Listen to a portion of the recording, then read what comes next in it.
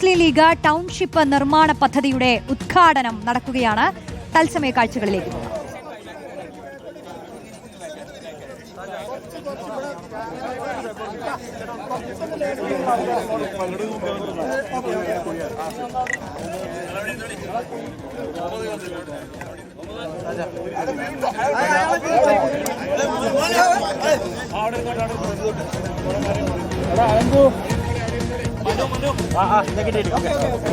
Camera കുറച്ച് വലിച്ചട ബാക്കോട്ട്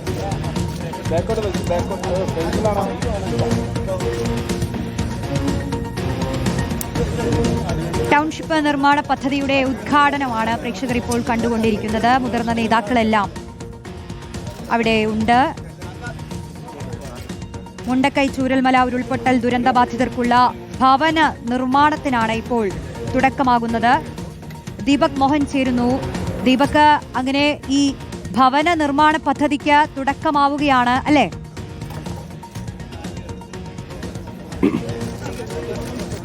റോഷ്നി, മുസ്ലിം ലീഗിന്റെ ഉരുൾപൊട്ടൽ ദുരന്തബാധിതർക്കായി നിർമ്മിച്ചു നൽകുന്ന വീടിന്റെ പദ്ധതിയുടെ നിർമ്മാണ പ്രവൃത്തികൾക്ക് ഉദ്ഘാടനം നടക്കുകയാണ്. നമുക്ക് ദൃശ്യങ്ങളിൽ കാണാം. മുസ്ലിം ലീഗിന്റെ സംസ്ഥാന പ്രസിഡന്റ് പാണക്കാട് സയ്യിദ് സാദിഖ് അലി ശിഹാബ് തങ്ങളുടെ നേതൃത്വത്തിലാണ് നിർമ്മാണ പ്രവൃത്തികൾ ആരംഭിക്കുന്നത്. ദേശീയ ജനറൽ സെക്രട്ടറി പി കെ കുഞ്ഞാലിക്കുട്ടിയും മറ്റ് ദേശീയ സംസ്ഥാന ജില്ലാ ഭാരവാഹികളടക്കം പരിപാടിയിൽ പങ്കെടുക്കുന്നുണ്ട്.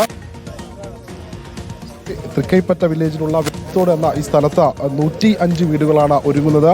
എല്ലാവിധ സൗകര്യങ്ങളോടും കൂടി 1000 സ്ക്വയർ ഫീറ്റിലധികമുള്ള വീടിൽ 3 മുറികളും അതോടൊപ്പം എല്ലാ സൗകര്യങ്ങളും ഉണ്ട് എന്ന് നേരത്തെ തന്നെ വ്യക്തമാക്കിയിരുന്നു. നിയമ നടപടികളെല്ലാം പൂർത്തീകരിച്ചാണ് നിർദ്ദിഷ്ട പദ്ധതി പ്രദേശം ഇപ്പോൾ വീട് നിർമ്മാണത്തിനായി സജ്ജമായിട്ടുള്ളത്. വയനാട് ഉരുൾപൊട്ടൽ ദുരന്തവുമായി ബന്ധപ്പെട്ട ഭവന നിർമ്മാണത്തിനാണ് ഇപ്പോൾ തുടക്കമാകുന്നത്. മുസ്ലിം ലീഗിന്റെ ഭവന നിർമ്മാണ പദ്ധതി അതിന് തുടക്കമാവുകയാണ്. സെപ്റ്റംബർ 1 തന്നെ അത് തുടങ്ങുമെന്ന് തന്നെ മുസ്ലിം ലീഗ് നേരത്തെ അറിയിച്ചിരുന്നതാണ്.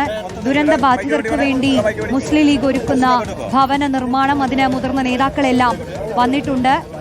ആ നിർമ്മാണ ചടങ്ങുകളിലേക്ക് ഇനി കടക്കുകയാണ്.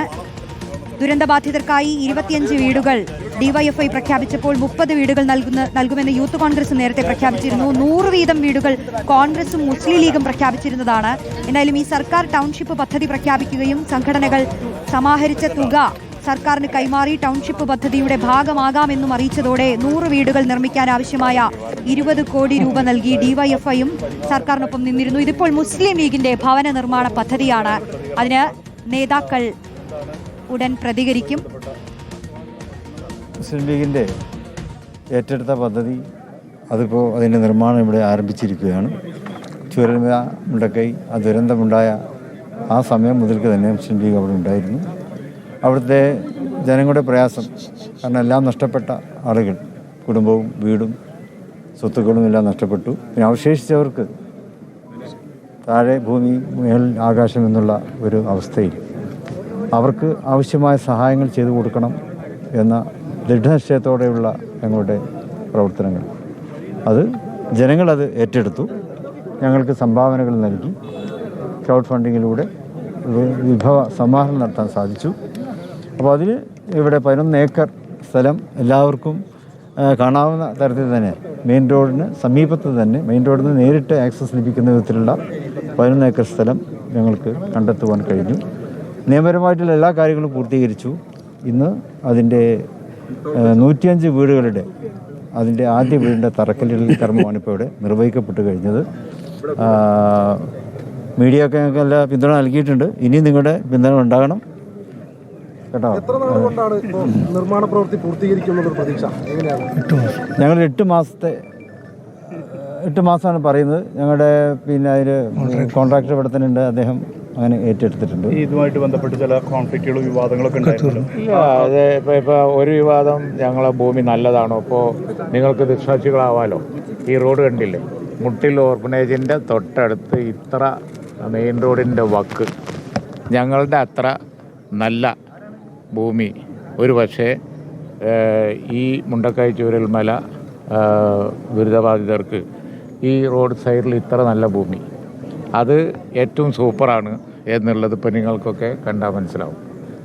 ശരിയാണ്, തങ്ങൾ പറഞ്ഞതുപോലെ ഫണ്ട് ഞങ്ങൾ കുറച്ചും കൂടി കണ്ടെത്തേണ്ടി വരും.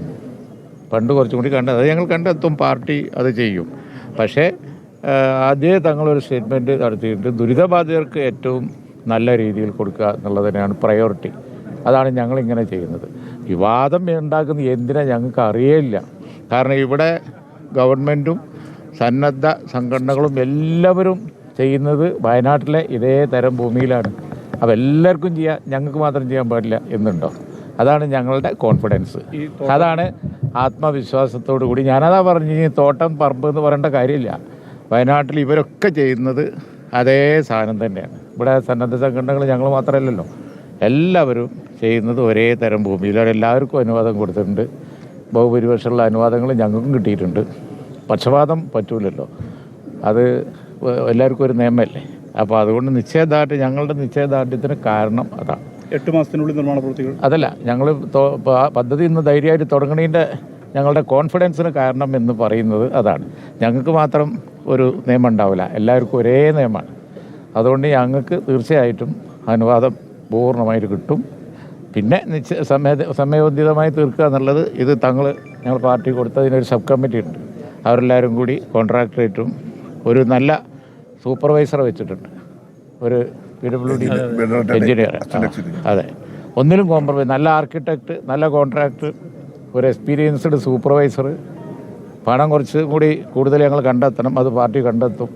ഒന്നും കോംപ്രമൈസ് ചെയ്യണ്ട എന്നുള്ള നിലക്കാണ് ഇതിന് നിശ്ചയിച്ച കമ്മിറ്റി പ്രവർത്തിച്ചുകൊണ്ടിരിക്കുന്നത്. പാർട്ടി അതിന് എല്ലാ സപ്പോർട്ടും കൊടുക്കും. എന്തായാലും ഇക്കാര്യങ്ങളാണ് നേതാക്കൾ